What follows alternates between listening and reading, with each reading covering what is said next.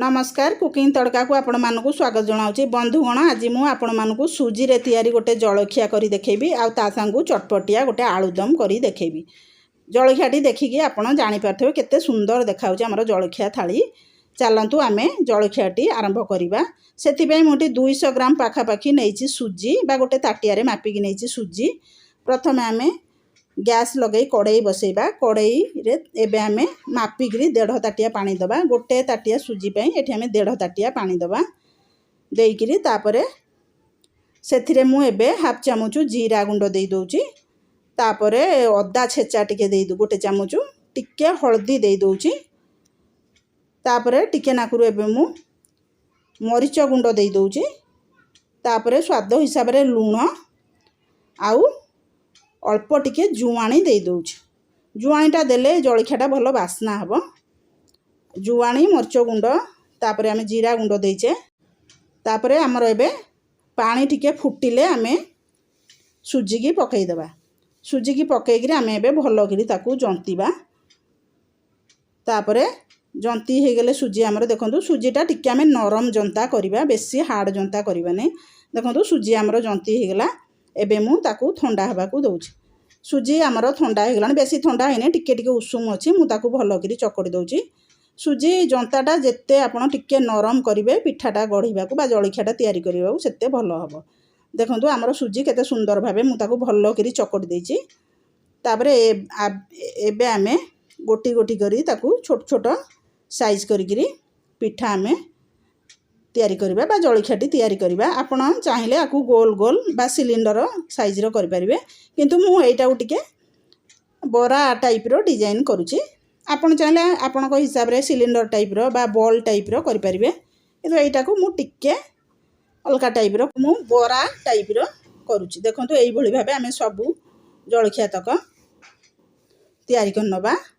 केते सुंदर देखाउची देखि परथो आपण। सबु जाक एबे हमर रेडी हे गेला। देखंतु तापरे मु एटी इडली छांचे रे किछि पानी देई देइची। पानी हमर गरम हेलानी। तापरे मु एबे गोटे भात छणा नैची, सेथरे मु तेल देई देइची। तापरे एबे आमे सबु जलखिया तक गोटी गोटी करी ता धरे देई दबा बा जेतिकी आधरे धरिबो आमे सेही हिसाब रे दबा, पछरे आमे करिबा। तापरे देखंतु एतिकीटा एबे धरला माने रखी देली ता धरे इडली छांचे रे। एबे मु ताकू घोड़ेई करी 10-12 मिनिट पई आमे सिझिबाकू दबा।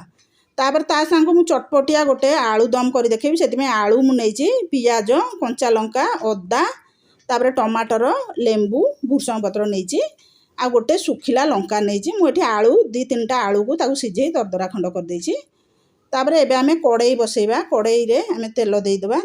तेल गरम हले सेथिरे मु गोटे चामच जीरा आ सोरिष देई दोउची, कंचा लंका, सुखिला लंका, तापरे भुसंग पत्र देई भल करी आमे टिके एबे भाजीबा। एटा ए आलूदमटा मु टिके चटपटिया आलूदम करूची, बहुत बढ़िया लागिवो खाइबा पई। तो जीरा, सोरिष, भुसंग पत्र, कंचा लंका, सुखिला लंका हमर हे गेला। तापरे एबे मु काटी रखिदिबा 2टा पियाज को छोट छोट खंड करची, ताकू आमे भाजीबा। पियाज आमे बेसी जरेबा नै, अधा भाजी होबा जाई भाजीबा।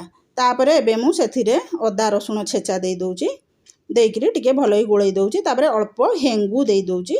हेंगूटा देले भलो बास्ना आसते, तो हेंगू मु देई दोउची। देइकरी टिके गोळई दबा। तापरे एबे मु काटी की रखि दिबा टमाटर को देई दोउची। देइकरी भलो करी आमे एबे टमाटर को मिसेइबा, जो जेमती हमर टमाटर टिके भाजी हि जिवो। तापरे एबे मु सेथिरे हाफ चामच धनिया गुंड, हाफ चामच जीरा गुंड, तापरे टिके हळदी गुंड, तापरे लंका गुंड अल्प अल्प करी सब मसला दोउची। तापरे एबे आमे सेथिरे टिके गरम मसला देई दबा।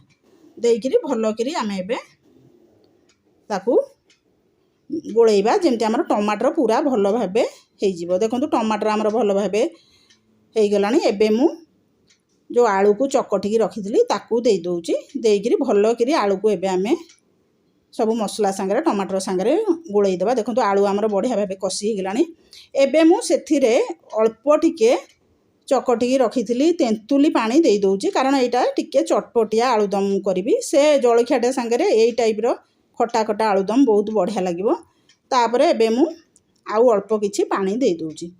देइकरी गोळई दोउची। गोळई सारिकरी तापरे एबे मु सेथिरे हाफ चामच बीटी लुण दौची आउ लुण मध्य दउछि कारण बिटी लुण देली ए लुणटा सादा लुणटा मु अल्प दउछि देई सारिकिरी एबे आमे ताकू घोड़ेई देबा देखंतु एकदम हमर एबे हेई आसिलानी तापरे एबे मु गैस बंद कर दउछि बंद कर सारिकिरी ता ऊपर एबे मु जीरा लंका गुंड देई दउछि भलो बासना आस्ताय बंधुगण आपण निश्चय जलखियाटी घरे तैयारी करिवे खाइबे आपणको मतामत जणैबे आ मो चैनल को सब्सक्राइब करिवे देखंतु 10 मिनिट पर मु देखौछि जलखिया हमर रेडी हे गेला तापरे मु ताको आउ टिके चटपटा करिवा पई टिके भाजुछि सेति में तेल देई देली सेथरे टिके बुट डाली आ जीरा सोरस फुटई दउछि भुरसम पत्र पकई देली पकई किरी एबे आमे सेथरे अल्प टिके लंका पाउडर देई दउछि कलरटा पई एटा काश्मीरी लंका पाउडर बिल्कुल राग होबने खाली कलर होबो